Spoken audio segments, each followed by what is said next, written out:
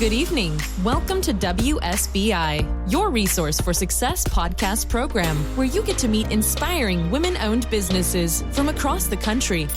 And now, for your host, Kimberly McLemore.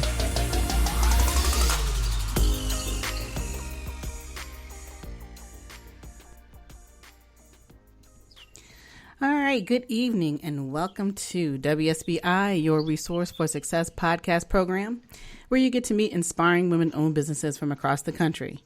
I am your host, Kimberly McLemore, and welcome to another night of sharing. We have a very special show, and I have a very special guest with me tonight.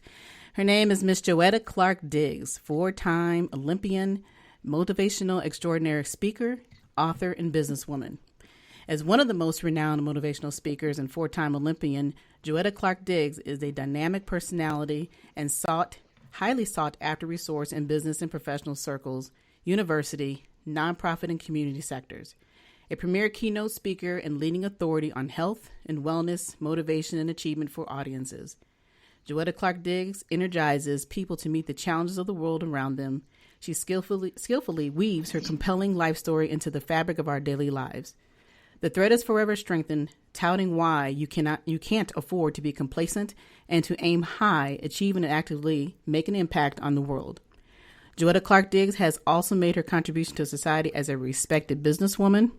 With her perfume line, critically acclaimed author, noted television and radio personality, and an advocate for health and fitness initiatives. Without further ado, please help me welcome to the stage, to my personal stage, Miss Joetta Clark Diggs. How are you this evening? I'm doing fine, Kimberly, and thank you for that introduction. I had to pinch myself to make sure you were talking about me, so thank you for those kind words. Oh, you're quite welcome. Believe me, there's a whole lot more that we get to talk about tonight besides the introduction. I mean, I am just ecstatic. We talked just for a few minutes before we came on, and like I was telling you, that I'm very, very excited about this interview tonight, and I know we have a lot to dig into. So what I would like for you to do is just tell the listeners just a little bit more about who you are personally, and then we'll dive into some of the other good stuff about you. Okay, Kimberly, in the audience, you have my name, and I am from New Jersey.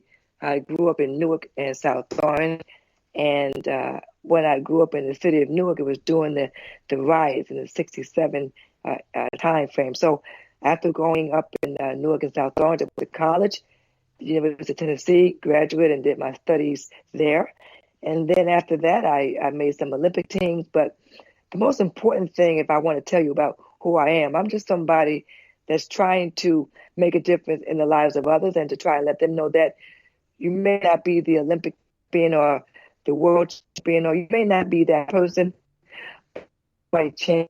And so to empower people to realize that they are great. Exactly. Okay, we're breaking up just a tad bit on your end. So just if you could just repeat just a little bit of what you just said about what it is that you are truly trying to accomplish. All right. So are you there? Yes, I'm here. Yes, okay. I am. Okay. All right. So I think we had a little bit of interference there, so that's fine. But I just kind of wanted to have you reiterate some of the things that you just said. Okay. Well, I wanted just to go about who I am. And in a nutshell, I'm just somebody from the city of Newark, New Jersey, and South Orange, growing up in the riots, born in 1962. I just had a birthday on August 1st. And as you get older, you celebrate the entire month. So I'm still celebrating. And I just want to empower women and men and people to achieve greatness. And everyone can be an Olympic champion, a gold medalist, or that, but they can be the champions of their lives. And what I do now is to inspire and encourage people to do that, to be the champions of their life, and to realize that they must eliminate excuses in order for that to happen. Absolutely. I agree with you 100%. And I know that, I kind of wanted to go back just a little bit. Now, you were saying that you were brought up and grown, and it was in the era of time of 67. As a matter of fact, I was 1 year old during that time frame. Mm-hmm. And you were obviously definitely grown up in the area where, as people of color, we constantly have to work harder no matter what it is we do. But there was a lot more going on back in the 60s. So talk a little bit about some of the struggles that you faced when you were going through school? And then what also gave you the courage? Who admired you to get into do track and field? Well, that's a good question. I grew up, my year was 1962. So when the riots came around, I was 5 years old. And that was a very difficult time period. And my parents had their own business. My mother had a beauty parlor in Newark, New Jersey. And my father at that time, when I was a kid, he was a teacher in Patterson. So for us to see the riots and to understand that dynamic, it was very challenging. But my parents always said that as kids and their kids specifically, we were not going to make excuses and we were going to rise to all occasions. So that was the household in which I was born.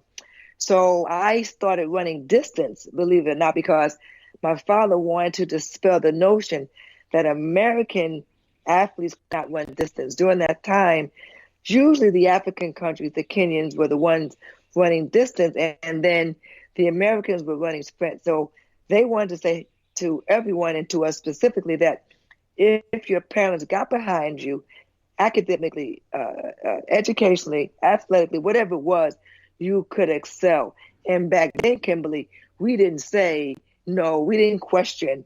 We just pretty much did what they said do. Mm-hmm. So that's how I got started in distance. And then as I got a little bit older, around 10 years old, I went to school up in South Orange, and that was a predominantly white Jewish community, and had to embrace, and they had to embrace me. I had to embrace their culture. And one thing I did notice is that people from all walks of life, you're going to have those that like you and those that do not like you. And for me, I had more people that liked me, and I had to adjust. They had to adjust, and we made friends. And from that piece, I saw the world differently. Mm-hmm. And I never wanted to say that person's bad because of color, race, or ethnicity. I wanted you to prove to me you're good or bad. And that older, I learned to distinguish and to identify and to move away from those people, if they were like me or not, that were not encouraging and inspiring me and making me feel as though I was important. Mm-hmm. So that is my early upbringing, and that kind of shaped and molded my thoughts for adulthood. Mm-hmm. And that's, to be honest with you, that's the way the kids today need to be raised. And exactly what you were talking about is how I was raised. We didn't make excuses because we were taught not to make excuses. And yes, we learned to take whatever wasn't standing in front of us. We didn't go around it. We went right through it, and we learned to deal with it, and then be able to move on and achieve the goals that we were taught to achieve. Because you can't make excuses for life. We are who we are, no matter what color of skin we are. And if you carry the hate, and even in the world we're living today, it's like we're going back 20, 30 years, even though the stuff has never really gone away. But our parents made you believe, made you understand that this is what you're going to face for the rest of your life. But if you keep sitting in a corner and making excuses, you're never going to go anywhere in life. Absolutely. Absolutely. Our parents and also the community at large. Mm-hmm. A lot of times when they saw me, they said, Joetta, you're going to go far. And they helped, and they spoke, and they talked about history, and they gave me wisdom, and they gave me hope. So when I made my various Olympic teams, and when I went off to college and graduated and went back to school for more studying, mm-hmm. I had a community that supported me. I had the adults that believed in my being, and then they encouraged and supported my dream. So my parents were the foundation, but it was my neighbors, my relatives that all embraced what I was about. I think, Kimberly, as we move forward, we need to go back and embrace the dreams and ideologies of our kids. Mm-hmm. And even though they, the motto was, you speak when you're spoken to, mm-hmm. and listen, I think there's something to be said about embracing the identities and the thoughts of kids today. I have a daughter, and I go back and forth from that mantra when I was a kid to letting them speak, and to try and direct their thoughts, because there's so much information out there for them. So I'd rather hear what they have to say, what she has to say, and then kind of help her through that maze, as opposed to what we had. We didn't have this internet, this whole thing. So, Right. so it has changed the dynamics. And so as I've gotten older, I've had to also embrace the culture and where we are today and realize that although that thought process worked for us, it may not work for the generation today. Right. And you're right. And the big part, like you said, is because when we were coming up, we didn't know what the internet was. There was no such thing. And so you actually had to learn to communicate as a family. And then when you were told to sit down as a child, like you said, go over to sit down, kids are not to be heard. Mm-hmm. But at the same token, we did listen and we did learn. And today, the problem was with the kids is that there's so much information being brought out to them way too fast that they really don't even know how to be a kid. Mm-hmm. I'm sorry. No, go ahead. Mm-hmm. And how to process the information. So as a motivational speaker and someone that speaks to kids and colleges and corporations, it's my job to be on top of the game, to try and help you delete and reboot some of that noise that you have out there. Mm-hmm. Absolutely. So I want to talk just a little bit, though, about you being a half-mile career runner. I mean, you did some amazing things during a time frame that everybody said, that's never going to happen for those who were on the outside of your world that were not a part of you. So tell me about 1988, 96, and 2092 and the Olympics. Yes. I mean, we got to talk about this because this is like one of the most exciting parts of your life and your career, which helped you boost into, the next part of who you are. Absolutely, Kimberly. I can't, I'll be remiss if I didn't address 1980 and 1984, because although I made 4 Olympic teams, I tried out 6 times. Wow. And in trying out the 6 times, the first time was my senior year in high school, 1980. I made the finals, but I did not make the team. And then my second time was in 84. I made the first round only. And at that time, I made a commitment and promise to myself that I would do all that I could do to make sure that I would be ready the next time. Mm-hmm. So the next time was 88, and I made the Olympic team by the skin. And I mean the skin of my shoulder. I leaned across the line and outleaned Debbie Grant at the time, who happens to now be one of my good friends. So I outleaned her for third, and I made my first Olympic team. And as you can imagine, the excitement and the glee that I had making my first team, I didn't run well that year at the games, but it gave me a taste. And once you get bitten by that Olympic bug, if you have the ability to make it and stay healthy 4 more years, which I did, I made my next team in 1992. And I had an amazing run in Barcelona. I made the finals. And I always say I didn't get a gold medal in any of my Olympic games, but I got the gold medal of life. I've traveled across the world for free. I represented the amazing country. I made amazing friends and had an opportunity to get an education, and I didn't have to pay anything for it. So making the Olympic team, being an athlete, being in sports, it taught me about life. It built character. I learned goals, but most importantly, I had the opportunity to be at my best, to represent my family in this country in fine fashion. Absolutely. And that's what I love what you just said about the fact that here you got an opportunity. It's not about how many gold medals you have. It's the experiences that you were able to, experience and live, because not everybody gets that opportunity. And then what most people don't do, even after they've had that opportunity to be a part of something so great, that they don't actually bring it back out here in the real world and utilize it to their best abilities. But you have turned that completely around. You actually are the president of Joetta Sports and Beyond LLC. So talk a little bit to us about this program that you have, or your business that you have. Well, that idea, Joetta Sports and Beyond, came up when I made my third Olympic team in 1996. At that time, the money was there, but I did not know how much longer I would be able to make it in the sport. So I said I wanted to do something. I didn't know what particularly, but I wanted to be in the sports industry. And I named it Joetta Sports and Beyond because I knew, and I had a premonition that in the future, I would go beyond sports. So when I first started the Joetta Sports and Beyond, I was just speaking. I was marveled over the fact that people would pay to hear what I had to say. And at that time, I didn't know what to particularly say, but I finally got it together and went out on a small lecture circuit. So in 2000, when I made the Olympic team with my sister and my sister-in-law, and we were coached by my brother, called Team Clark, I now have something to say. People want to hear about my story. And my mother, Joetta Clark, had her own business who I admired and I idolized her.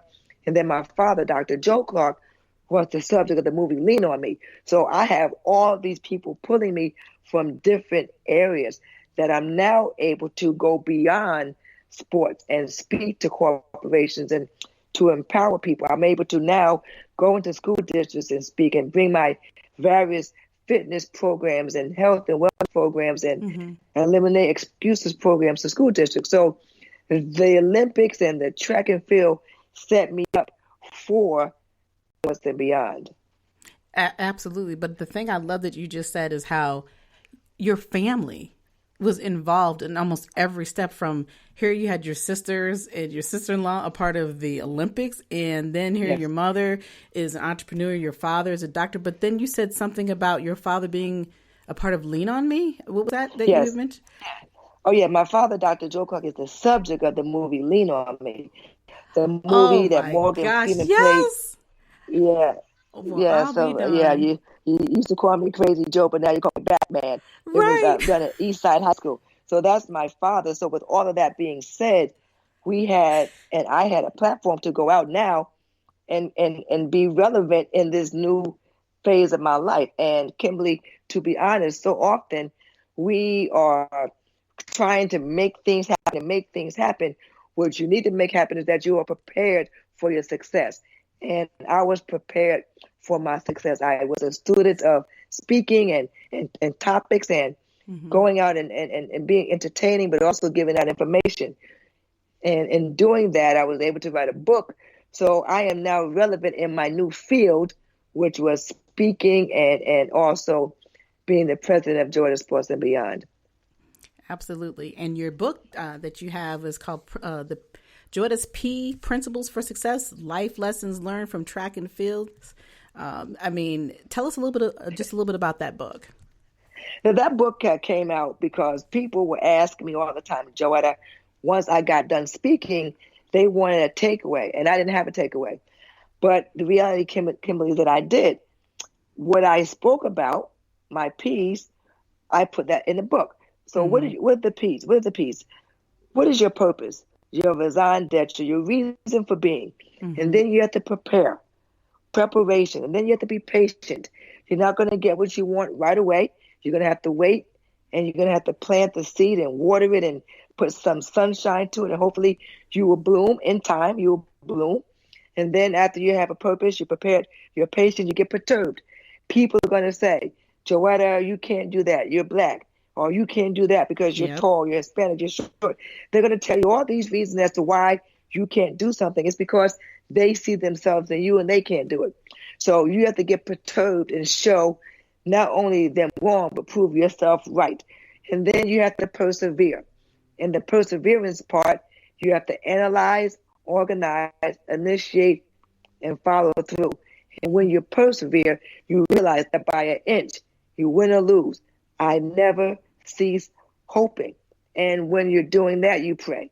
Because when you're praying, it all comes together. So those are my P's from the book. And that book came out in 2009. We had some edits and things over the years so that it's still relevant. Colleges use it for the freshman experience. Corporations use it for team leadership. So I am very proud of the book that was always inside of me, but I never sat down to write it. And then when I wrote it, I'm like, this is it. This book speaks to everything. It talks about track and field, but track and field parallels life. So the lessons learned in sports can be applied to life. Exactly, especially when it's done the right way, because like you said, sports actually applies to discipline, teamwork, all the things that comes as a part of success. And utilizing that tool, I think, is amazing. And it's a proper way of doing it, because a lot of young people, especially, can actually, focus more, and they think about sports, sports as it being everything to them, not understanding, though, truly that sports is just, it's a part of who you are, but it's not who you are. And if you learn those lessons in life that you're going through in those avenues of going to sports, whether it's basketball, baseball, or like say track and field, it teaches you so much it's truly about teamwork and believing and trusting each other and believing in your own instincts, because I know you probably heard a million times over that you're never going to be anybody, you're never going to make it. And during the time you were coming into the Olympic era, and like you being raised in an era of, where being Black is always considered a problem. And it's just amazing to hear your story and how you've, have taken every little thing that you've learned and have turned it into something positive. And what did you say to those people who always told you that you couldn't make it? Kimberly, to be honest with you, I was raised and I listened and I gravitated and I was a sponge. So a lot of times people said that I could not do something, and they would analyze why I could not do something. I was 38 years old. 38. I made my final Olympic team. I took third in the trials, and I was also selected as the team captain. I also ran my best time, 1:57 at 37 years old. So you have a lot of naysayers. And the one thing I always say, you can doubt anybody in the world that you want, but you can never doubt yourself. So I never doubt myself. There are times when I am questioning or trying to figure things out. But if I get a vision and if I put it in my mind and I put pen to paper, and I know that it's going to come to fruition. That is how I've lived my life. So if someone said I couldn't do something, I might listen, I might not. They may have some reasons as to why I may not do something. But the bottom line is that do not put your dispersions on me. We are different people. And the fact that you're saying that I can't do something, I'm going to dig down even deeper. Not only do it, but do it to a height that neither you or I thought I can do. And that was my mindset. And that's a toughness that was developed over the years. It was always there, but it got refined as I got older. It had to be applied to sports, and then it had to be applied to business, and then it had to be applied to my family. So all of these things had to be applied. But one thing that remained consistent was that I know who I am and whose I am. And in knowing that, I know that if I follow my design course, I'm special. Not because I think I'm special, but because I'm obedient. I'm obedient to the call. You cannot be obedient to my call. You have to be obedient to your call. We all have a set of cards that we were dealt. You have to play your hand to win.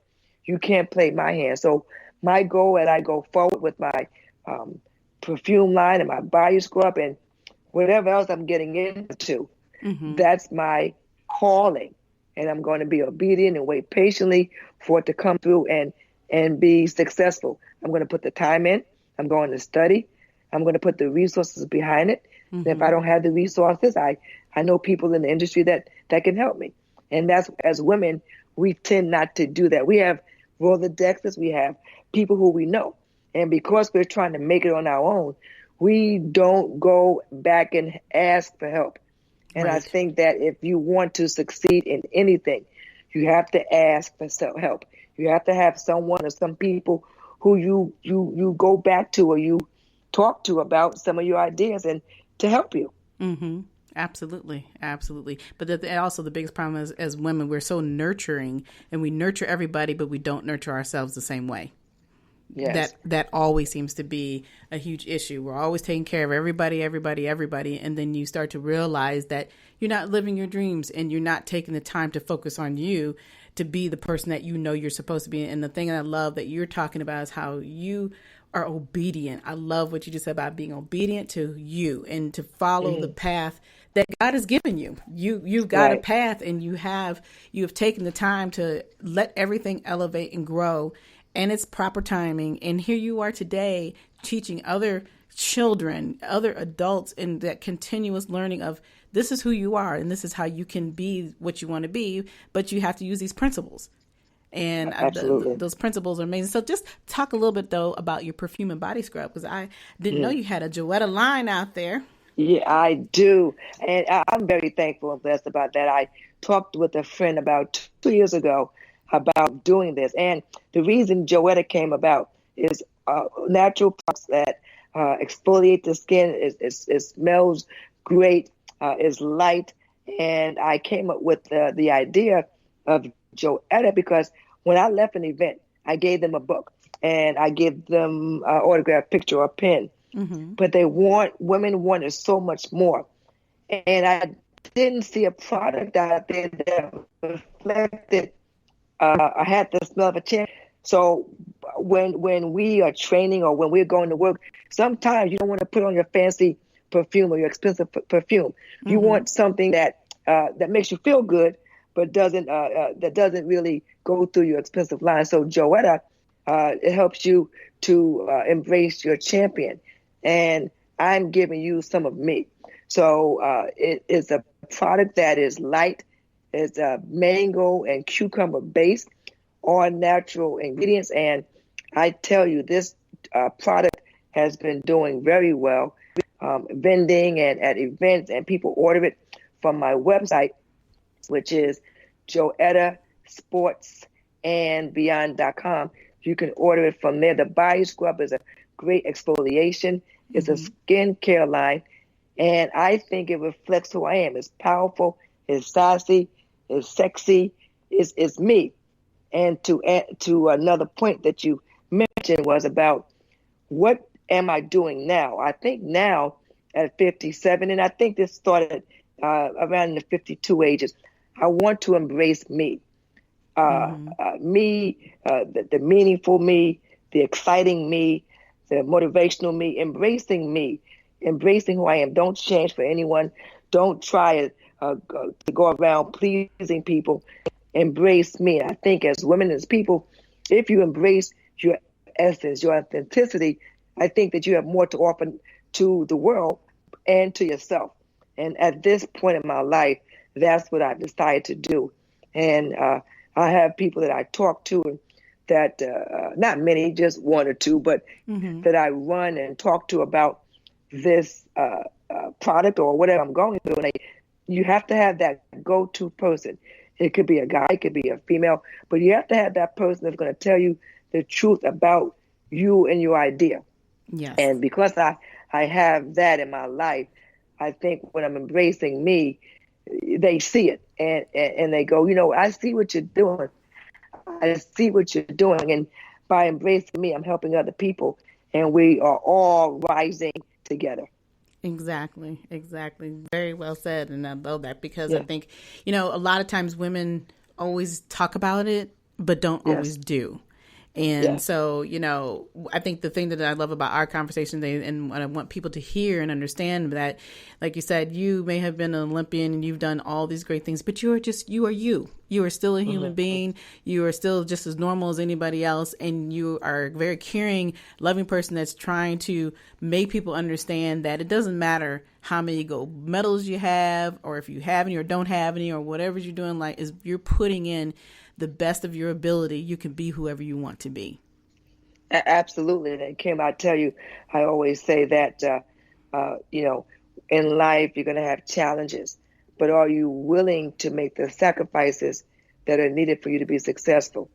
And so often we don't want to make the sacrifices, or we make them only part-time, or we make them when they are convenient. Mm-hmm. In order to be successful, you have to have the capacity to remain focused. You focus on one course until successful. And that's what I did as an athlete. And that's what I did as a businesswoman. And that's what I do as a mother. I make sure that I'm focusing on the one course until I'm successful. And that is the proper way to do it, because you're right. I think a big part of today is that everybody wants that instant gratification. So, when one thing isn't working, they'll immediately go to something else, and then they'll stop that because, it works good now, but then it's not good enough. People just need, like I said, to take your time, learn to grow, do it the right way instead of worrying about how fast you can achieve it. It's about where you're really going and what are you really doing? Because a lot of people, I'm actually an author as well. So, and I'm an award-winning author. And the first thing I always think about is that it's not about the awards. It's what am I doing? And I always want to make sure that I'm helping these other women live their journey as well and rewrite their stories, and making sure whether if it's not even a woman, it's a man, anybody, that we can take our tragedies, or when it doesn't always have to be a tragedy, but things that we've gone through in life, you can learn those lessons, but it's how you bounce back is what makes you who you are. So, you have been phenomenal this evening, and I'm just so happy I had the opportunity to talk to you. But what I would like for you to do is, obviously we can keep talking for hours because I have a lot of other things to talk, but I know you're also on vacation, so I'm going to let you go back to your vacation. But please tell everybody how they can get a hold of you if they would like to come and see some of your events or want to purchase your books and so forth. Yes. Well, thank you, Kim, for asking that. You can do a couple of things. You can put my name in, Joetta Clark, and it comes up in Google. You can go to my website for the perfume line, for the book, to have me come out to be a speaker at your empowerment summits or your women events or your corporate events. You can go to Joetta Sports, SPORTS, and beyond.com to the website, and you can contact me that way.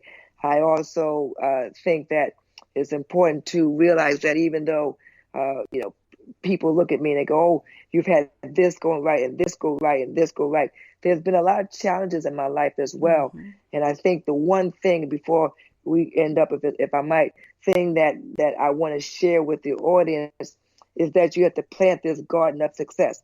In this garden, you plant your peas, have a purpose, get prepared, be patient, get perturbed, persevere and pray. And then you plant 3 rows of squash gossip, squash criticism, and squash indifference. Plant also in this garden 3 rows of turnips. Turnip for work at school, turnip with a new idea, and turnip with the determination to do a better job tomorrow than you did today. And Kimberly, if your audience plants those gardens and they water it with authenticity, with love, and with sincerity, they will have the garden, the true garden of success and happiness. Amen. I love that. That is awesome. Thank you so much for taking time out of your busy day, your vacation, being away from your family and your friends to come on to my show this evening. Everyone, I'm telling you, if you missed out on this live, you need to go back and listen to the replay. This wonderful woman, Miss Joetta Clark Diggs, who is a 4-time Olympian, motivational, extraordinaire speaker, author, and businesswoman, has just made my evening. And so many other people. And I just keep sitting up here thinking, like, your dad. I'm like, I love that show. I'm like, I can understand why you are the person you are, okay? Because they need a whole lot more of your dads running around here. Yeah, I had a very, very blessed mother and father, and I'm very thankful for that. And Kim, it was my pleasure and honor to be on your show. You're doing a wonderful job reaching out and doing what you do. And in doing that, you're making the world a better place. Thank you so much. I appreciate that. And again, like I said, thank you for coming on the show. For everyone else, we are here every Thursday evening at 7 p.m. You can find us on Facebook, Twitter, YouTube. We're on Apple Podcasts now. We are on, obviously, iHeartRadio, Spotify, Tumblr. This show is growing and the platforms are getting larger.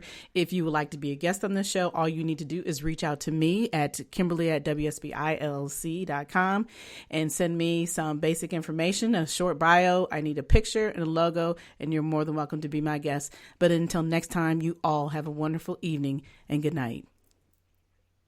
Good night, everyone. We will be back next Thursday evening at 7 p.m.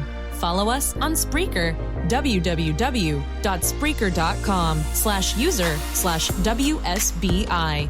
View our new WSBI website anytime at www.wsbillc.com. and on Facebook, Twitter, YouTube, LinkedIn, and Instagram.